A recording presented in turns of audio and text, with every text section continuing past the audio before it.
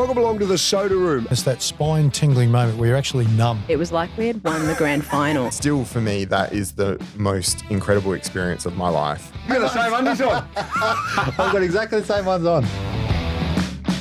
On today's show, one of Australia's best chefs, Duncan Welgemoed. He's the creator of the critically acclaimed restaurant Africola. He's also the festival director for Tasting Australia. And Duncan's story to how he got to the top of the culinary mountain will absolutely blow you away. Duncan, great to see you, mate. You too. Thank you for inviting me into your beautiful professional home. Yeah, thanks for coming. Now, this place, it feels quite bizarre being in here like this because it's normally loud, it smells amazing, everything has this crazy atmosphere, but it's quite peaceful and serene this time of day. Yeah, it's Sans Mosh Pit, which is good. It's actually where I do most of my work without anyone around, Yeah. you know, where I can pretend to do work as well. So, yeah. It's beautiful. I'm so glad we're able to do this here. Now, before we start, I want to get this right. Can you pronounce your surname? Sure. Welgemoed. Welgemoed? Yeah, Welgemoed, Right. yeah. Because obviously we're talking before, the cricket's on at the moment, and you'll be watching a fellow countryman, well, whose history comes out of South Africa, Marnus Labuschagne. Yeah. He's not like, does that drive you insane hearing It that? does. It's like fingers on a chalkboard. It's Labuschagne. Labuschagne. Yeah, Marnus Labuschagne. See, we should be using that. Yeah. Commentators, we should use that in news. Labuschagne. You've got to roll the tongue. Like my wife said, she goes, all it takes is for him to say it once. Yeah. And then people, because it's like with my kids at school, Yep. you know, their teachers are like Welgemoed, you know, yeah. and they get a bit like, it's actually Welgemoed, you Yeah. know? So, yeah. Well, we've got that right at least. That's it.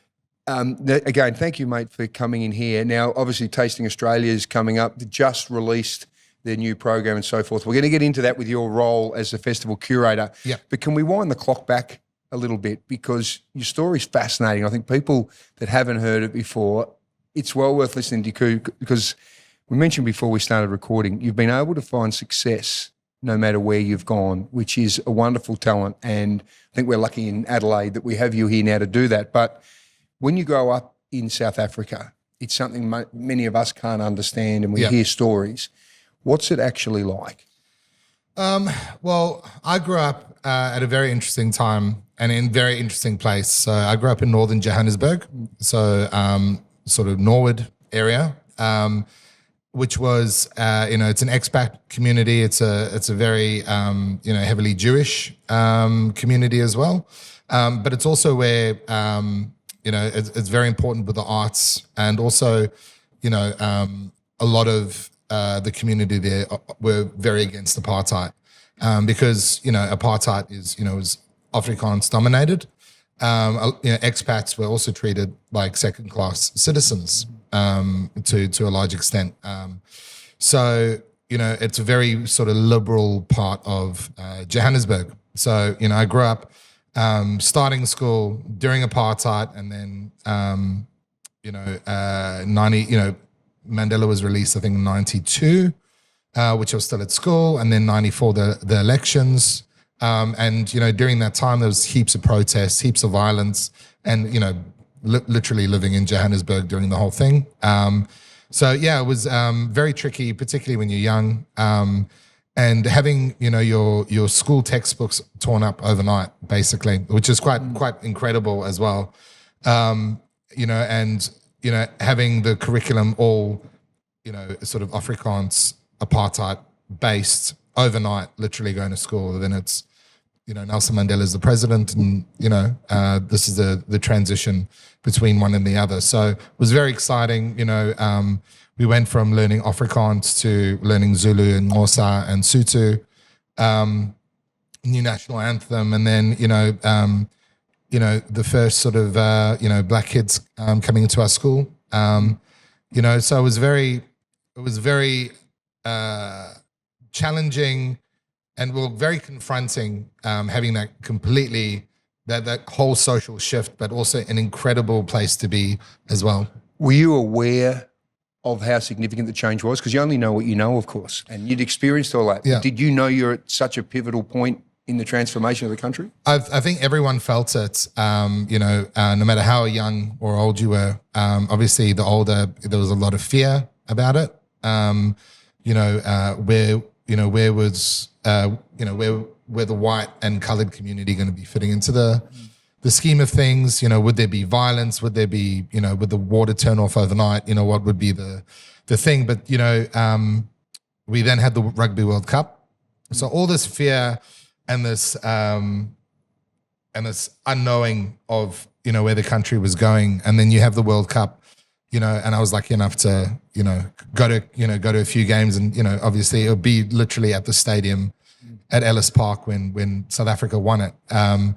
And You had tickets that day. we didn't have tickets for the final, but we're literally outside of the stadium. Right. And that was just, what sort of moment was that for the country? It's indescribable. Honestly, it was like, the movie Independence Day when all the aliens died. It's like, what is that moment of pure elation?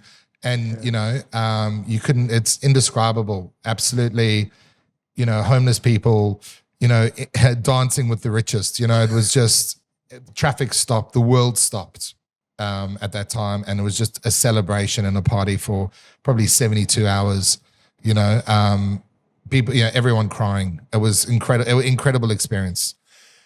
How tough was some of the stuff you saw when you were young? And at what age were you exposed to shit now that your kids will never understand? I probably saw my first person being killed when I was about 9, I reckon.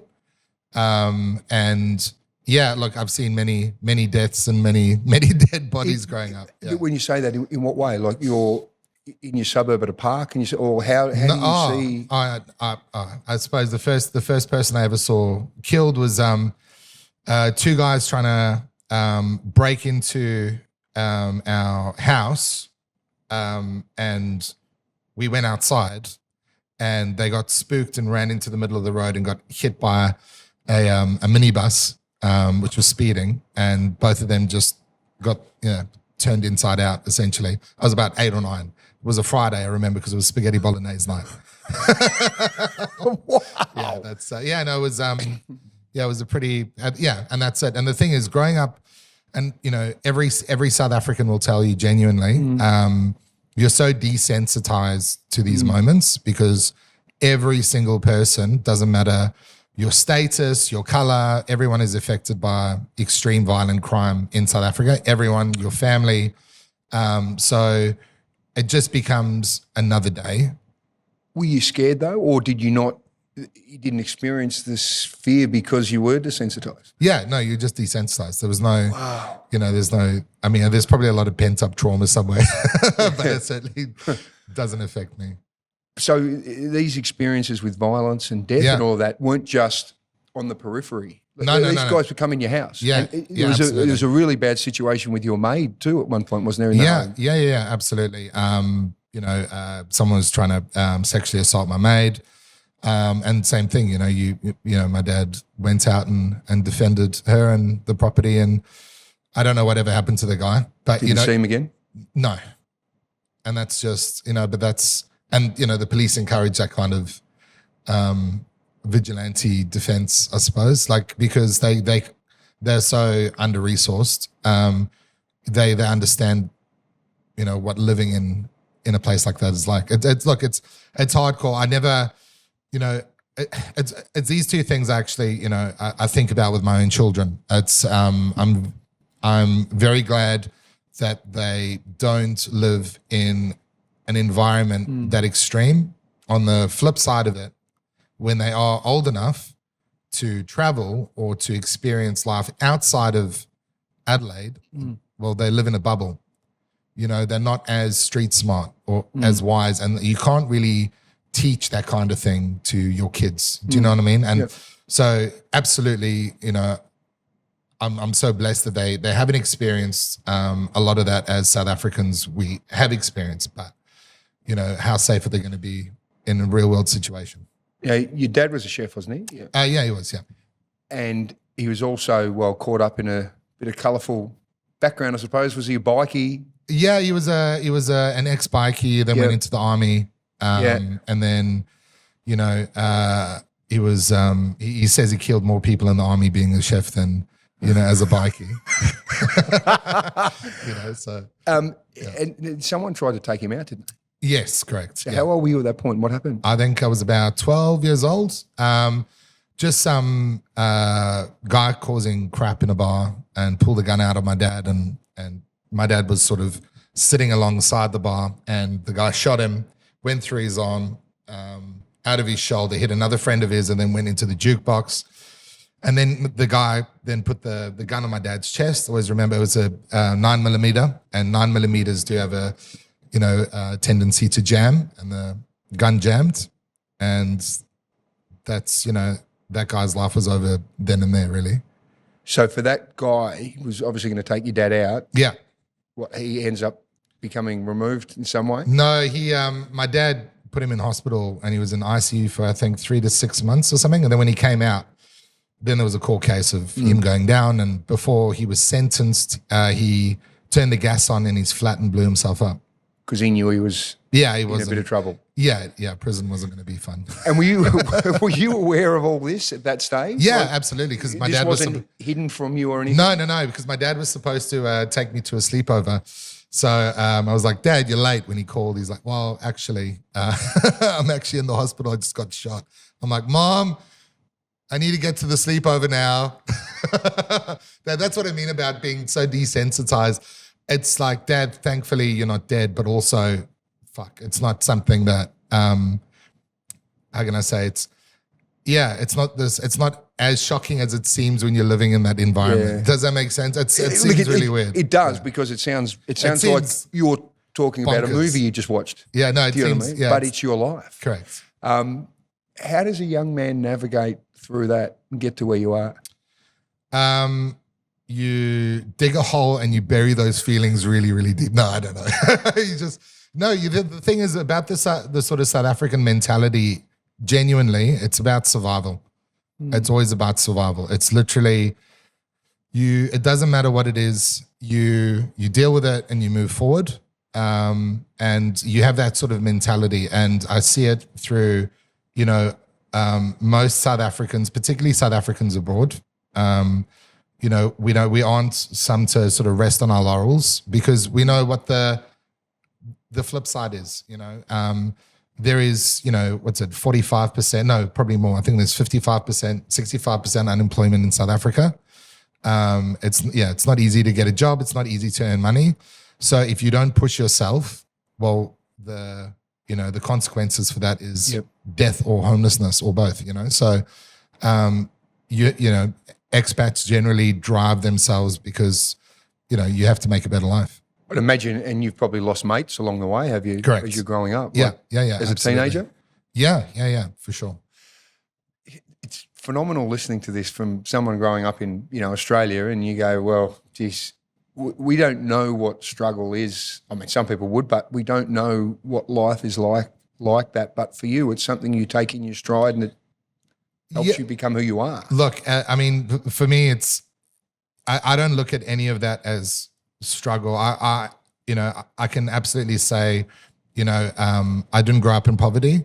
So I'm privileged like that. That is very important. South Africans are doing it very, very, very tough. And people around the world are doing it very tough. So, I don't see it as a struggle or anything whatsoever. It's, if anything, it's given me a bit of a rounded worldview.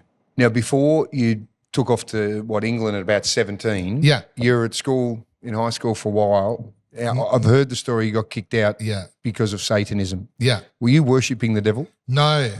After my what were you doing? No, after my dad got shot, we moved from Johannesburg to a place called Mpumalanga, which is sort of in the northern province, which basically borders the Kruger National Park in Mozambique. And being like a 13-year-old kid, going into a pretty heavily conservative Christian, evangelist Christian environment, being from the city and listening to heavy metal, you're going to be labeled, all sorts of things. I got into a lot of fights at school. I wasn't welcome, particularly on the rugby field. So, ended up sort of about to be jumped and defended myself, and they didn't want me in the school, so I got expelled for, instead of self-defense, Satanism was a really. So how on earth they come up with Satanism if you? I think the Satanism was top line. I think there was a whole bunch of things. I just wasn't engaged as well at school. I just hated being there. What were you doing with Lucifer though for them to even get Satanism into the I was conversation? listening to 9 Inch Nails and Marilyn Manson. That was it. That was enough. Yeah. I mean, my pencil case had all the stickers and all the, yeah. A couple of pentagrams and things like that. Yeah. So Really? that was an easy, And that's how they did it. Yeah. Why did you make the call to leave? Because you would have left family and friends behind at 17 when you went to England? To be honest, my cousin. So I still have a British passport. My mom was born in Glasgow, and they had the foresight when I was born to put my name on my mom's. Like she's my sole carer. Yep. So I could get a British passport because you generally have to be on your dad's side, which is an archaic fucking English rule or British rule. Anyway, so I had a British passport. My cousins were going over for a working holiday and I'd saved up enough money and I thought, you know what, why not? Yeah, and jumped on a plane literally 2 months later. But there was no goal to become a chef. No, hell no, absolutely not. What did you want to do when you grew up? Because I've heard it's very bizarre. Yeah, no, I wanted to be an Egyptologist. Like Tutankhamun stuff. Yeah. Right. And what, archaeologically or academically or? Yeah, absolutely. I've, always been massively fascinated and, always following, even from a young age, guys like Zahir Hawass and Robert Duvall and Graham Hancock and, so that's what I no fucking pathway to do it at all, zilch. There was no plans. I just thought that would be cool. If I could bear to do something for the rest of my life, it could probably be that. And then, moved to England and... Didn't get to Egypt? No. Have you been? No, I haven't. No. Well, you have to get there at some point, don't you? I do, absolutely. For sure, if that was part of what was at one stage a goal in life, you've got to go and see the pyramids. Yeah, I have to. Well, yeah, particularly before World War III, it would be a nice thing to do. Good point.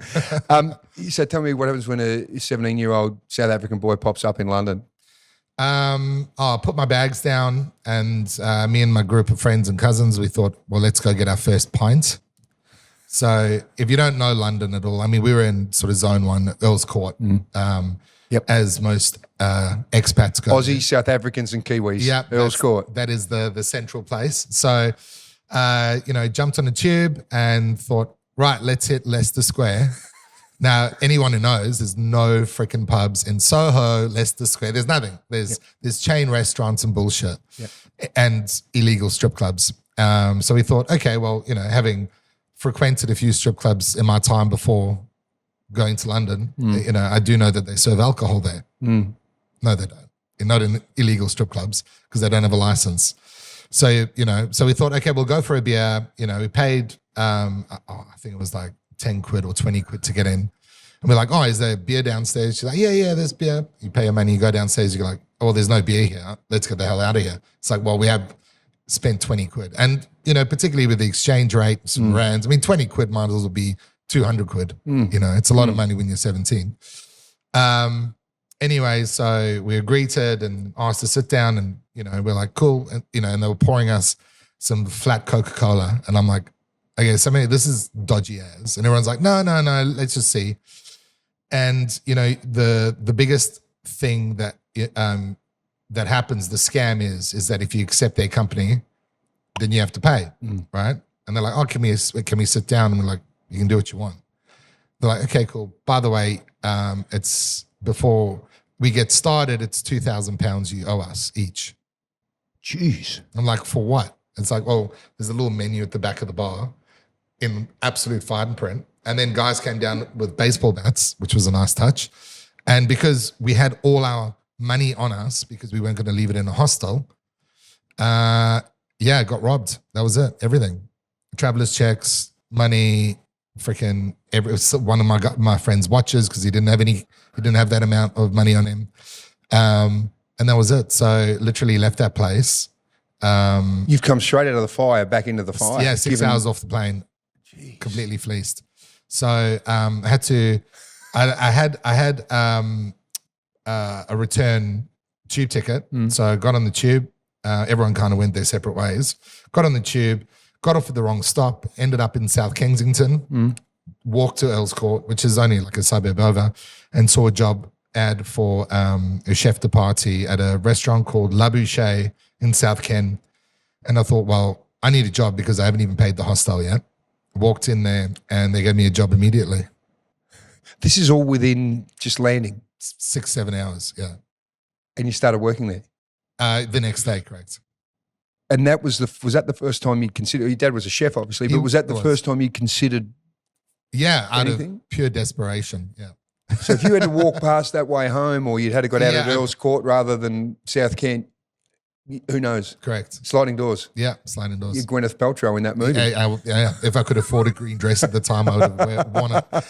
So you start working in this restaurant. Yeah. And did you get an apprenticeship? Is that sort of essentially like what we know here? Or? No, it's very, very different in sort of Europe. I mean, it's changed a bit now, but you know, the old school way is you walk into a kitchen and you work your way up, and that's it. I mean, I've never I've never had any formal culinary training or certificates. Right. So you're washing dishes essentially? No. How do you start? Straight into chef de partie, which is running a section. Which I thought, fuck, maybe I'm just this like absolute genius with a gift of the gab, and they've given me this running a section job. But it actually turned out that they were going through so many staff because the head chef was extremely violent. It was an all French kitchen. Yep. Extremely violent. So they didn't actually have any professional staff apart from a couple that stayed. So I was immediately thrown into a job that I had no idea. I mean, I had some kitchen nous, but not on a professional level. I could walk around a kitchen as a, you know. When you said violent, what are we talking? Oh, like punches, being kicked downstairs, like, very brutal, very brutal. Just because staff couldn't do something he'd asked, or correct? Really? Yeah, I reckon he was also probably a massive alcoholic. Yep. Or maybe he was just French. I don't know. So this is quite remarkable. Your upbringing, seeing a lot of that violence, and that probably equipped you. Oh, because many other people probably would have shit themselves and run straight out, wouldn't they? 100%. Yeah. So what happens from there? So I worked there, I reckon, for about 3 months. I was being protected by the sous chef, a guy called Jean-Baptiste, and really good dude. And mid-service, I think, it was lunch service, they got into a massive fist fight and Jean-Baptiste walked, and I was just like, okay, my only friend and savior in this kitchen is just bolted. That's awesome. And I remember we had George Clooney in for dinner that night because in the booking sheet, the restaurant manager had written Batman at like 7 p.m. Right? In the cellar bar. Because a lot of London kitchens anyway are sort of, you know, they've got a little dining space downstairs, and the kitchen is mainly downstairs, or the prep kitchen, and then everything's upstairs. And this bistro is all carpeted and beautiful and whatever. I remember I was packing my section down post-lunch, take it back downstairs just, you know, to then prep for dinner. And the Mexican kitchen hands were blitzing a 50-liter bucket of bouillabaisse, which is, you know, shellfish soup essentially, with one of these big stick blenders.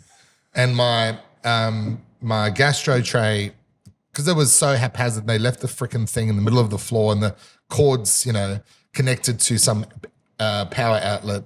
The corner of my tray kind of hooked on the side of the cord, which then poured 50 liters of bouillabaisse all over the restaurant carpet. Oh, no. And, you know, and it's unpassed. So it's microfibers of shell and bones and gunk and eyeballs and just all over this carpet. And I remember looking through the service hatch to see, and because the head chef, he was there writing something, maybe orders or whatever. And I see him look at the floor and look through the service hatch, and then I just bolted. I just ran for my life. That was it? Yeah. Never went back? No. Didn't get your last paycheck either? No. So then I was in the shit again. Didn't see George Clooney? No, didn't see Batman. Missed out on. Yeah, he was the worst Batman. So yeah, true. He's no Michael Keaton. No. So then what do you do then? Also, yeah, I think I was at the pub and looking through. Shit. Is it Time? It was Time Out. Yeah, it was Time Out. Yeah. Time Out magazine, looking for jobs, and I found a job ad there for a live-in position at a place called the Goose at Brickwell Salome. Yep. So I was like, live-in, I don't know what that is, but it sounds like everything I need. Yeah. Went for an interview the next day, got the job. And, you know, luckily, again, I thought I was just amazing, but no, regional chefs are really hard to get, you know. So they're like, yes, I don't care. You know, the head chef there is a guy called Michael North. And it was owned by a guy called Chris Barber, who was, that was his first business outside of the royal household. So he was the personal chef for Prince Charles and Princess Diana, Chris Barber. So that was his first business after the divorce. Yep. And so it was massively high profile, but I didn't know anything about it. It was fairly new. I think there was, I was going to say, did he ever talk to you about working in that role? Yeah. What was only little tidbits. What did you find out about the royal family? Because that was a big deal, obviously, going on there with Charles and Diana. Yeah. Oh, I mean, shit, I don't even know if I can say. He did say that one thing, and I hope Chris doesn't watch this. Sorry, Chris. Look, there's probably a very good chance he won't. Yeah. I don't think he'd even know what this is. No, he had I remember he had his wisdom teeth pulled out. And he was just literally after surgery, and he was made to get up. And even though the royal household knew that he was out of commission, at least for that day, he got a call. Friends of Diana were coming over, and she wanted him to get up and cook dinner. And that was the only little tidbit. And he was like, "That was a pretty shitty move." Yeah. You know? Yeah. So right. So he's running it. Michael North running it. So he owned it. He then sold it to a very famous London property developer called Paul Castle, which he made a bad ending, didn't he, that fella? Yeah. Well, he was assassinated. That's enough. How do you find all this stuff? I don't even know. Everywhere you go. I know. I didn't have nothing to do with the assassination, just FYI. Sorry, Putin. He was involved with a whole bunch of. There's actually a documentary on Stan called London Grad, which mentions Paul Castle and how he met his end. But I thought he was an amazing person. He was really beautiful to me. Anyway, so Michael North was running it. He was, I was maybe 18, just turned 18. Michael North was 21, 22. Yep.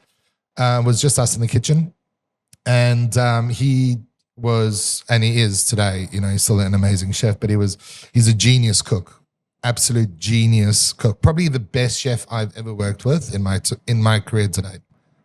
Why?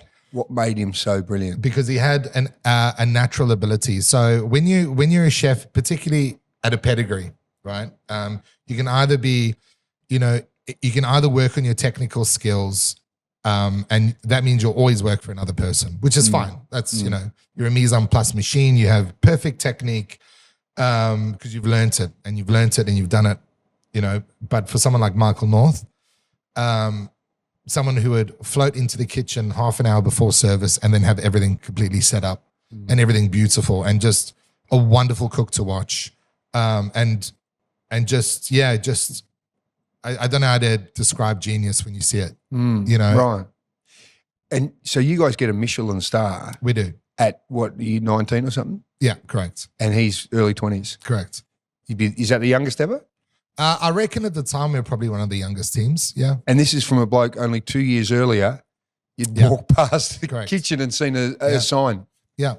So the crazy thing is that I owe my cooking career to Michael North when I entered it, because when you work with someone that is a genius, and I was working, so we used to alternate. So in the summer I'd have to work the sauce because he's an arsehole because it's hot.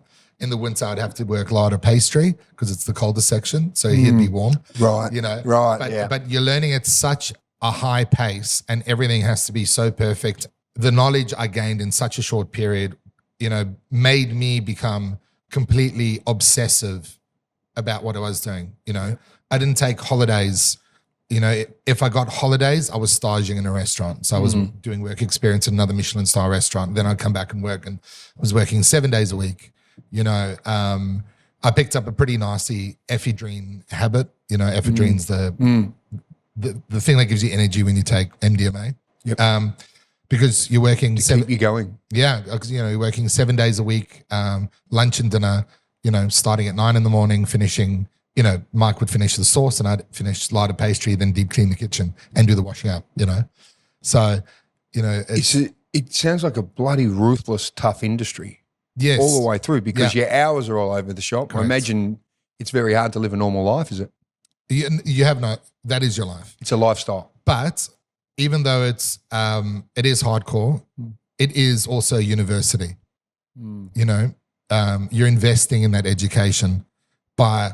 I mean, it's a very different universe than what today is, right, within the industry.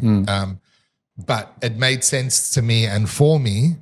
More importantly, I'm not saying this is what people should do, but for me, it made the most sense to dedicate every waking moment to learn your craft, you know, and to study every guidebook and to know what every chef was doing at any one time and what their signature dishes were and what their price points were, and then saving up your meager salary to then go and eat in those places and really get the context of what it is. Yep. You know, and yeah, that becomes your education. What does a Michelin star mean for lay people like myself?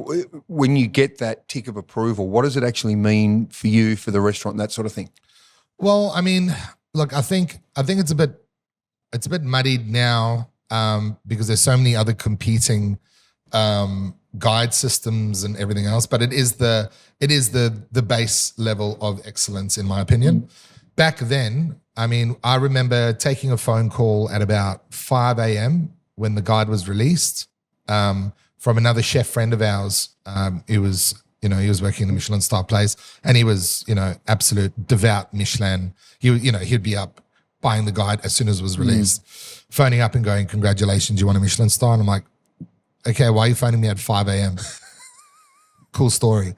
Anyways, as a South African cook, like, what the fuck do I know? Yeah, right. You know what I mean? But then only over time, you know, the restaurant was fully booked that lunch immediately, and then that dinner. And then it became it just became a destination place that everyone had to go to. You know what I mean? So you see the benefits immediately, and what it does, it opens up so many other doors for your career, having that pedigree on your CV. Yeah. You know, particularly in those days. Yeah, it afforded me a lot of experience. So doing all of this stuff, as I imagine you're becoming more well known in London, which is such a huge, or England, such a huge part of food. I mean, yes and no. Like, I suppose, yeah, within the community. Yes, but not from a dining perspective. You know, I think. But the industry. Correct. You're making waves. Yeah. They used to call me brass bollocks because I used to be like, because I always remember I was having lunch at a restaurant called Le Manoir's Quatre Saisons, and it was it was a chef lunch, and because again, you know, I was very young and stupid. I remember at the table I was like. And, you know, not really knowing the gravitas of Michelin, I was like, yeah, we got a Michelin star this year. I guarantee it. And I just remember the look on Mark's face, like, shut the fuck up. You just embarrassed us. I'm like, why? We're going to get a Michelin star. This is before you got it. Yeah. Right. Like, we'll get it. Like, it's not, I think, you know, our food's awesome. Yeah. You know, and then we got the Michelin star. I'm like, fucking told you. Told you. Did I tell you? What did he think you were going to jinx them? Yeah, exactly. Or just, you know, just embarrass us. But no. Yeah. So I was like, oh yeah, fucking brass bollocks, you know. Brass bollocks, I like it. So in all this time when you're there in England, I know you've worked with Gordon Ramsay at times, Marco Pierre White, all these people now that have become these big superstars of food, like celebrity chefs, right? So you've probably seen all this grow, haven't you? You know, where people as a chef have become world-class, world-renowned, not just within the industry, but within society. Yeah. With media. Were you sort of in the middle of watching all that evolve? I think I was in the sort of early stages of seeing what that was about. I mean, there was two types of celebrity chefs, right? At the time you had Gordon Ramsay, TV chef. He was starting his new show, The F Word, right? That was his first. I think that was just after Kitchen Nightmares. He had done Kitchen Nightmares, then the F Word. But then on the other side, you had guys like Anthony Worrell Thompson. It was more like TV chef. So you had Gordon. Apart from Marco, like Marco had his own shows, but it was very, very difficult. And he wasn't, he was punk rock, he was elusive. So he wasn't very easy. He wasn't very marketable. Where Gordon was at first sort of chef at that pedigree who started to become marketable, because the flip side of it was, here's my tin of baked beans and, are you red pepper or green pepper? That sort of celebrity chef. Yeah. How it's evolved now is that the media try to make anyone the next, it's like the season of celebrity chef, and then even before that person's cut their teeth, they're already in magazines. And so it's become its own industry, its own cycle, and is it meaningless now? Yeah, you just churned into another product, and then we'll get a new fresh set next year. There's always, and this is again from just reading things and seeing TV and all this sort of stuff, as these people become bigger than life themselves. Is Gordon Ramsay what we see?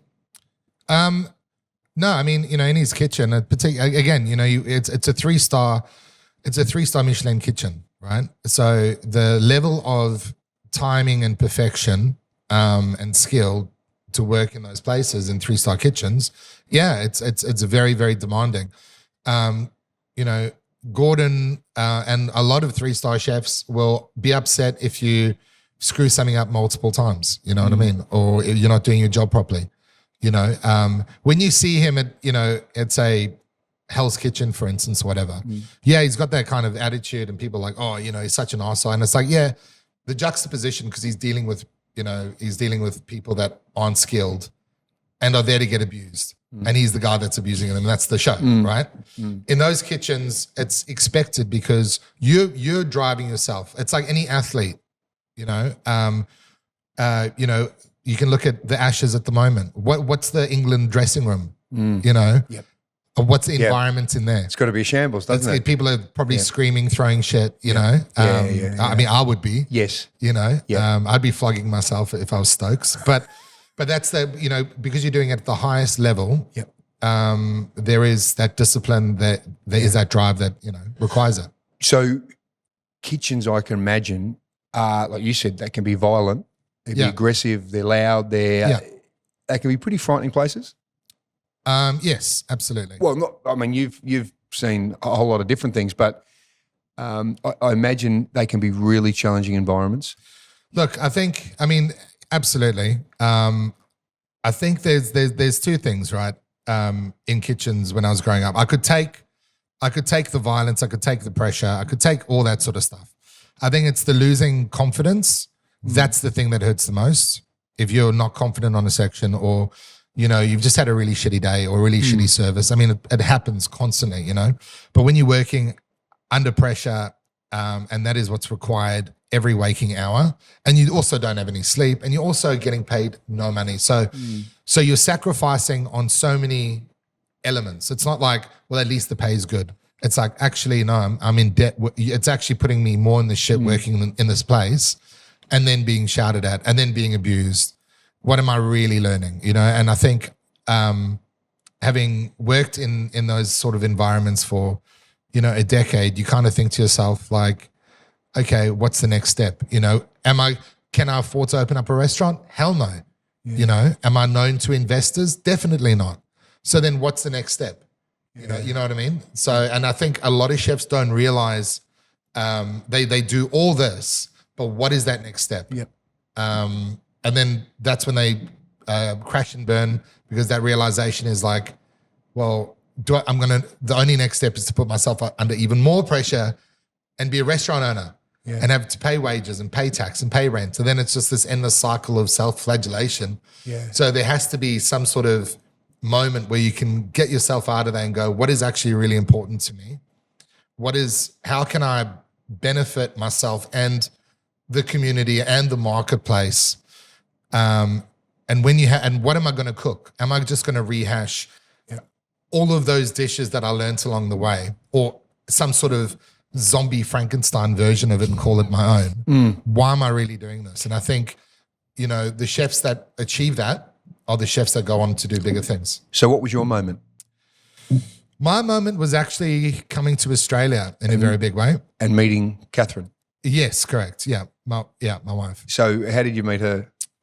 She was actually front of house, and I was a head chef, and she wanted to actually leave front of house and come learn under me as my sort of pastry chef. Right. Yeah. So you essentially were fishing off the company jetty. Yeah, pretty much. And how quickly did you, obviously educating her and helping her learn those skills, how quickly did you guys get together? Oh, it was pretty quick. Yeah. Yeah, it was pretty fast. Was it your magnetism she couldn't resist, or did you have to put in the hard yards to chase her? It was my magnetism. No, it was just my six pack, basically. Yeah, I just had the physique. Look, I don't know. She saw something. I don't know what. She still sees it today. Still don't know why. And that was it. And we decided to get married. But also, she was an Australian visa. I was British passport, so it also made a bit of sense. So you're Peninsula girl from Moonta? Yeah. Right. Yeah. And so did you pretty quickly decided you're going to get married? Correct. Because the visa was running out. So. Right. And then you so what's the plan then? How do you go about it? Yeah, well, I mean, Australia wasn't on the map for me in any way, shape or form, The only thing I really knew about Australia was rugby and cricket, and that was it, But then getting married here, straight to Adelaide, I was like, okay, holy crap, this place is incredible. I had even though I'd worked in kitchens for such a long time, I had no introduction to wine, so having the wineries bloody 20 minutes from the CBD. Also, I hadn't seen sunshine in 11 years as well. I think I just had one too many winters. And, Adelaide has many beaches. And it was just like, well, this place is incredible. And then dining here during that sort of trip, I was like, amazing restaurants are few and far between as well, which I thought was a travesty. That's one of the period I call the plastic fantastic era of Adelaide. Chonglu was out of Grange. There were some great restaurants, don't get me wrong, there were. I have apologized to a chef friend of mine, Quinton, because when I first did interviews, I was like, there's no good restaurants in Adelaide. And there were. And he was really cut up about that I'd said that. And you know what? That was me being brass bollocks, arrogant and young. Yeah. There were some fantastic restaurants. I just didn't go to a lot of them. And I thought, well, there's an opportunity for me to cook here. And so you were talking about you come up with some hybrid version of what you've learned, or you come up with something completely new? No. When I went to Sydney and Melbourne and meeting chefs and people in industry and meeting journalists, they thought Adelaide was a joke. In fact, when I said I'm from Adelaide, they were like, Canberra? Oh, same thing. Do you know what I mean? They were just like, it was not Sydney or Melbourne. And that actually really pissed me off. That really pissed me off in such a way, because I thought, this is the most incredible place I've ever seen, ever lived in. I'm so genuinely lucky to be here. And it really pissed me off. So my big thing was like, fuck trying to make a Frankenstein model or whatever. I started cooking what I wanted to cook, and based on a South Australian style, right? Where, everything was, and it still is today, we're hyper local, we're hyper seasonal, and, doing dishes that had never really been done before, I'd never seen it anywhere. And this was when I was at Bistro Dom. Doing, all of a sudden people are talking about the restaurant, reviews are incredible. I mean, we got 4.5 out of 5 in the Australian, which is probably one of the highest scores, that's ever been scored, and it's just one of these things. It's like, and then everything kind of snowballs from there. And were you creating Was this inspiration from home in what you were creating there as well? No, it was It was very still all traditionally what yeah. you Well, learned in England? I mean, I was trained, in a sort of Francophile, modern British, repertoire essentially. But this, I started to, use new techniques, see and eat certain ingredients that I'd never seen and eaten before. So everything kind of evolved from there when I was at Bistro Dom. But Africola was a completely different beast. So that's when you decided to do it on your own after Correct. creating what you needed to Bistro Dom and Yeah. finding your way around here. Yeah. So for those people that aren't aware, give us an understanding of what Africola is then, because I assume that is what you've learned with all those traditional ways, but then it's bringing home as well to it. Well, yeah, absolutely. I mean, we didn't really know when myself and my business partner got the site. We didn't really know what the concept was going to be. He was a designer and I was a chef. What's it going to be? Is it going to be an extension of Bistro Dom? Or maybe let's do something completely wacky. And the thing is, like African food is extremely underrepresented. At the time, my two boys are very, very young. And it's like, well, how do I impart some sort of gastronomic legacy, not only to my family, but, to the state that I love so much. And that's how Africola was really born. And it's been a shit fight ever since. I think only within the last, maybe 6 years. So we've been open for 12 years this year. Only within the last 6 years, we've really understood our brief. We really felt home in shutting the noise, closing recipe books, turning the internet off, and just cook for ourselves and for our customers. Yeah. And that is, you use a lot of fire. Is that how you? Yeah. A lot of barbecue? It was, yeah. Well, a lot of open fire. And then we had 2 fires in the restaurant. And I was like, yeah, fuck the fire for a little bit. So, and then, basically we're still using fire, but we have different techniques and processes. We don't use coal now to cook because the building's too old and I can't afford to burn it down for the third time. The insurance doesn't pay, I promise. Yeah. But I mean, what Africola is, we use techniques from all over the world. The food I would say is African accented. It's extremely inauthentic. Food. We're not authentic in any way, shape, or form. I'm never going to compete with your grandmother about how a dish is supposed to be, because that's how you like it. And do you mean inauthentic as in not traditional to what African dining Correct. is? Yeah. Yeah. But it's using those principles and themes and Correct. ideas Yeah. in your own way. Well, absolutely. Well, this is, this restaurant, you'll never see this restaurant dishes anywhere else in the world unless they've copied it from us. It is completely 100% single narrative, completely and 100% unique restaurant. And I think that's what set us apart. I'm very against what's in season this year in the whatever glossy that comes out, or what chefs are eating this season. I don't give a fuck. I don't care. Yeah. This is what we do. We don't open recipe books. Yeah. We don't go, oh, well, it'll be nice to do that. No, we just do something that takes our fancy. Yeah. And I'll look at, sort of social media posts or pictures of food that we did, 3, 4, 5, 6, 7 years ago. And it's completely, totally different. And I know next year we'll look at the food we're doing this year, and we don't think that way now. We think like this. And so it's this evolution and this, living the macro organism, And with you running this place, and from what you grew up and saw, and particularly in England, are you similar to what you witnessed in the kitchen, or are you a completely different type of person? I learn from those things. I knew what I didn't want to do or didn't want to experience. And what was that? Well, I didn't want any violence or bullshit in the kitchen, Yeah. Obviously, things can get heated. I think in the early days when when you're losing shitloads of money, or the spend is this and your wages are out and the place is packed, but you don't understand how things run, and if it fails, you're up for a couple of $1 million, and you're not taking a salary. There's all these things that compound because no one teaches you really how to run a restaurant or what the best thing to do is. No one teaches you. Like, so it's kind of suck it and see and just keep evolving and keep getting better. I think, I'm very, very, very blessed to have staff that have worked for me for, 10 years, you know what I mean?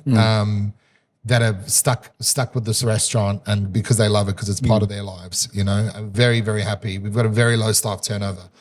And people that work here want to work here. So the environment in the kitchen, is where we have 12 chefs. I think we have nine women in the kitchen.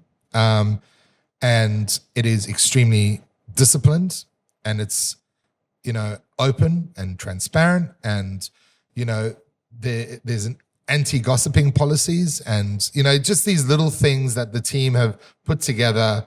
And Lauren, who's the head chef of Africola, where Imogen is my sort of culinary director. So she oversees all the food things. Lauren's head chef. She's been here for 10 years this year. Bloody long service leave. Damn it. At least you've learned to run all that sort of stuff too. Yeah, exactly. Well, exactly. It's in the best position and the most beautiful position it's ever been in. But no, it's still an extremely disciplined environment, particularly when you are out in the open. There's no shouting. There's no. There's you can see where we're sitting here. Everyone can see everything that's happening. Correct. Yeah, and so it's all. There might be Lauren might throw a little sarcastic comment or a little bit of a glance. That's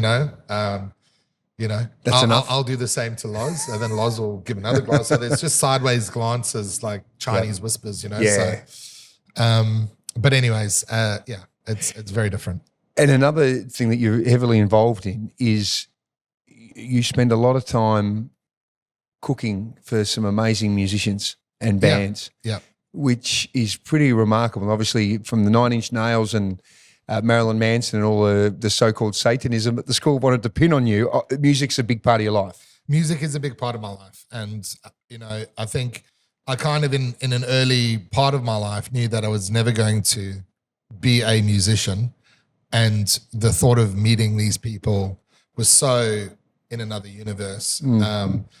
So it's quite interesting and quite pleasant to me that, the albums that I bought when I was a teenager or the posters I had on the wall, a lot of those guys have become my friends today, and I think, which sucks because now I can't listen to their music anymore because the magic's gone. Fuck this shit. So to give people an understanding, you essentially can go on tour with a lot of these people, particularly those that don't come to Adelaide, because we always get bloody missed half the time with a lot of bands. Yeah. So who have you gone and cooked for?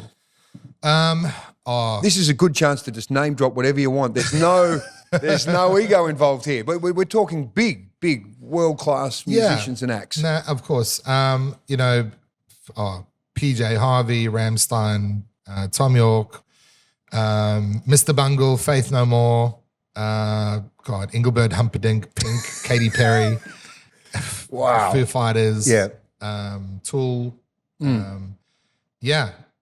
heaps and heaps. And we're very fortunate to cook for these people. We're very fortunate to also give back to the art we appreciate. That's another big thing. Yep. With everyone, with all the celebrities and sports stars and stuff, it's more, we don't do it for clout. We do it as a thank you and appreciation. And I think that's our biggest thing. We do it for the absolute love, and I think that's why, we become friends with them and that's why they keep coming back. And of course, now you have your role as the festival curator for Tasting Australia. Correct. And that continues to grow and we're getting all these unique world-class experiences. You clearly love South Australia. Yes, absolutely. It's my home forever. So Tasting Australia now, some of the opportunities that we're going to see in 2026, tell us about some of the highlights. So some of the highlights, when working with an amazing team of curators, one of the things is we really want to challenge what it was. Tasting Australia has been going for best part of 20 years. And it, as you said, it keeps going from strength to strength, but you have to be fresh.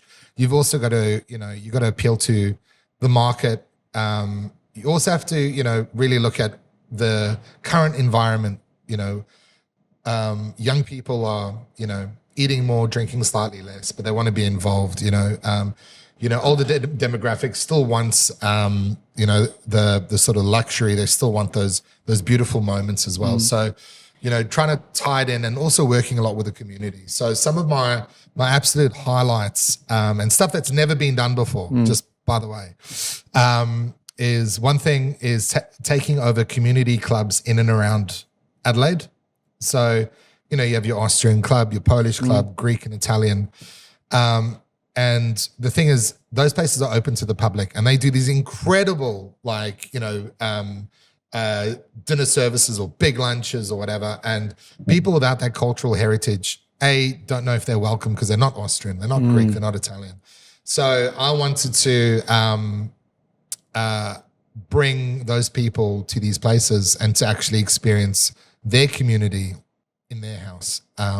So we've, in each club, we've grouped together some of Australia's best chefs, some that have zero cultural affiliation, but it also makes them step out of their comfort zone and also explore, the culinary traditions of, these particular clubs, and working with the volunteers as well. So they're already included into the community to put on the best show. It's like, why can't we do a Greek wedding, or why can't we have an Italian christening? Or, you know what I mean? Those sort of things, cool, Austrian club, schnitty night. Let's do the best bloody schnitties in the world. Yeah. By the best chefs in the world.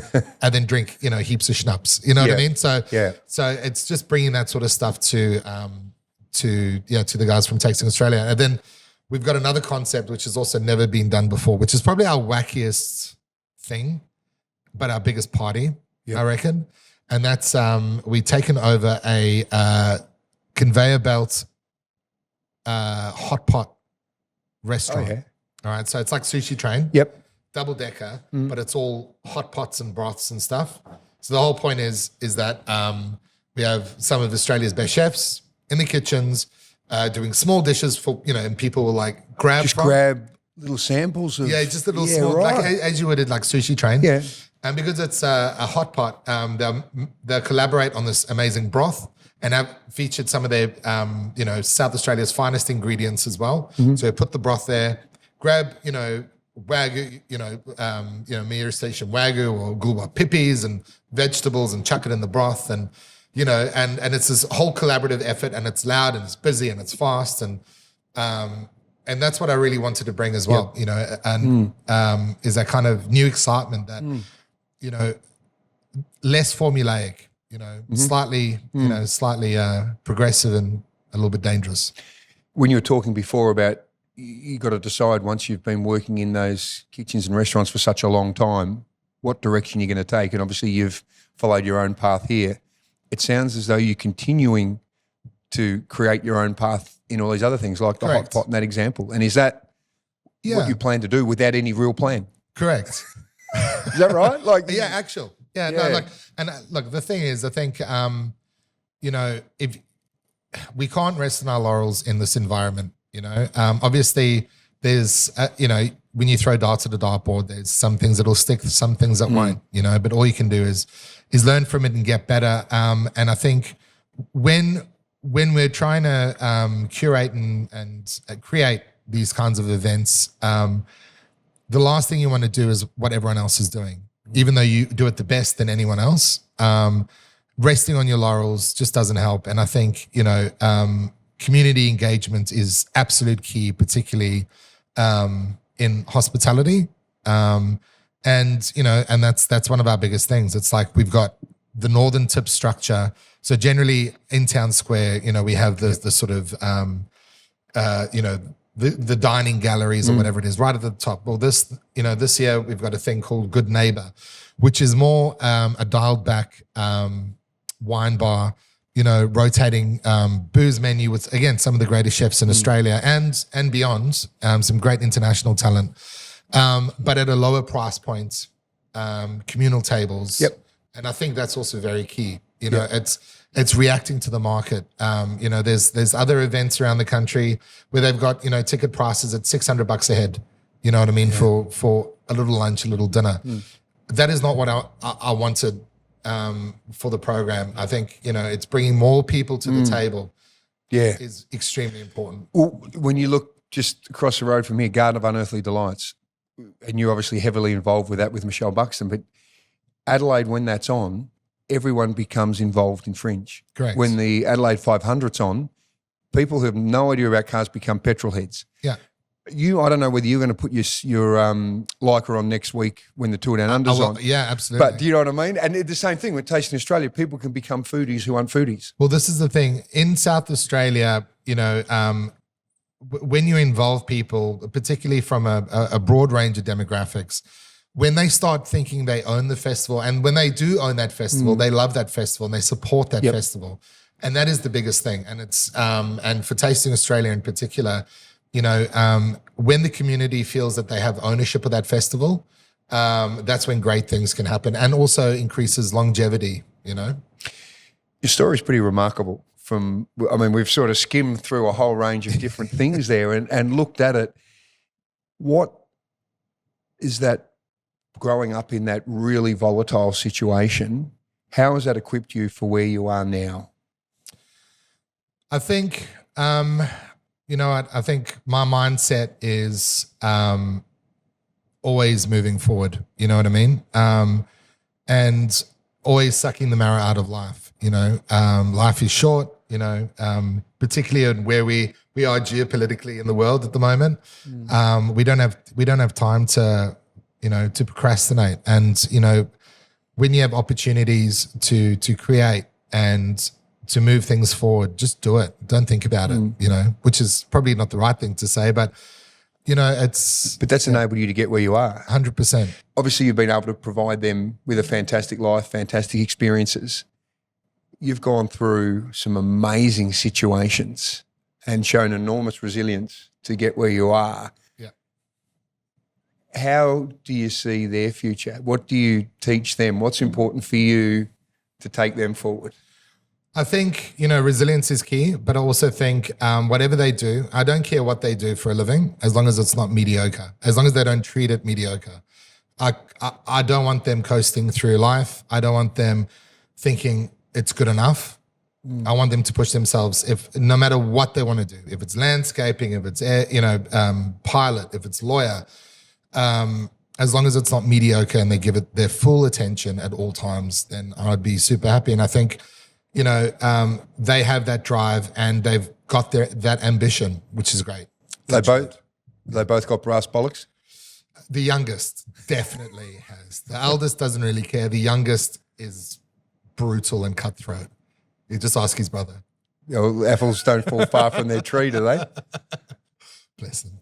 Good on you, mate. Thank you so much for sharing everything, mate. Have a wonderful Tasting Australia. Thank you very much. And can't wait to get stuck into the hot pot and look at all these different things, mate. Congratulations. I think we're very, very lucky to have you choosing South Australia, and thank God you met Catherine over in England. Yeah. Thank you. I'm lucky to be here.